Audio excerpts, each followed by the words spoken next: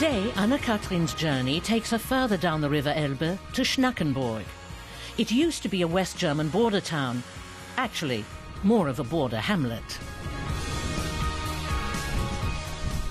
When Germany was still divided, the small harbour here was the western checkpoint for all the ships crossing the German border via the River Elbe. The harbour is still in use today, and since Schnackenburg has only 650 inhabitants, it is the smallest seaport in Germany.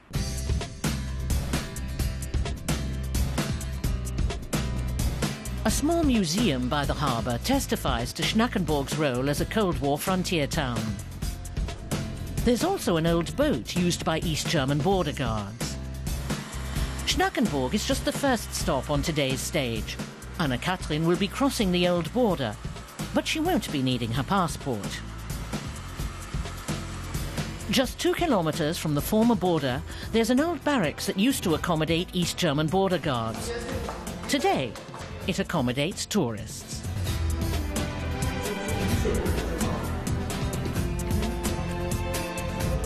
Andrea Greiner-Schmidt transformed the barracks into a guest house.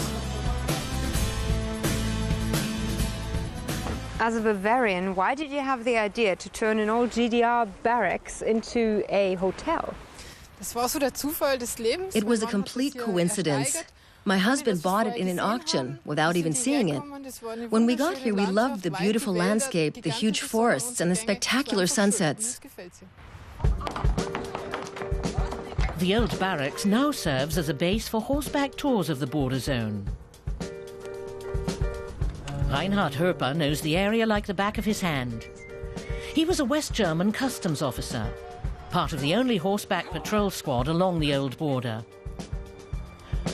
Reinhard takes the riders on a tour of the dense pine forests.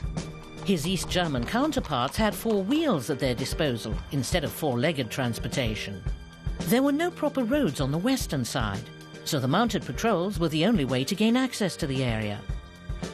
A total of 8 men patrolled this 15-kilometer stretch of the border. Reinhard Herper was the senior officer.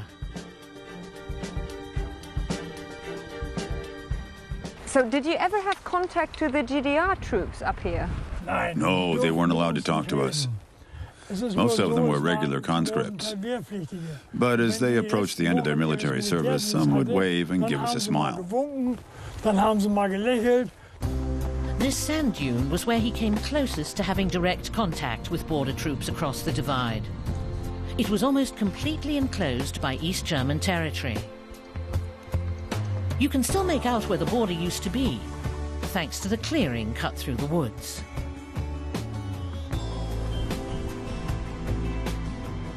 The route Reinhard Herper used to patrol ran through a beauty spot that was popular with tourists even then.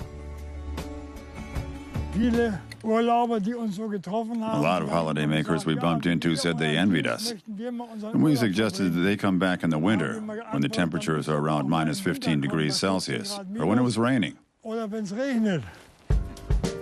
Our border reporter is also sure that a horseback ride here is far more enjoyable when the sun is shining. But after 3 hours, it's time to dismount.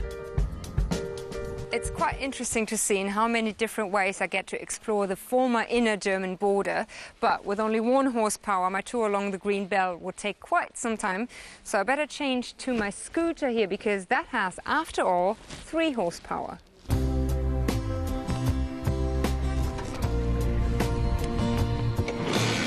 Back on the road, and Anne-Katrin's top speed is 60 kilometers an hour.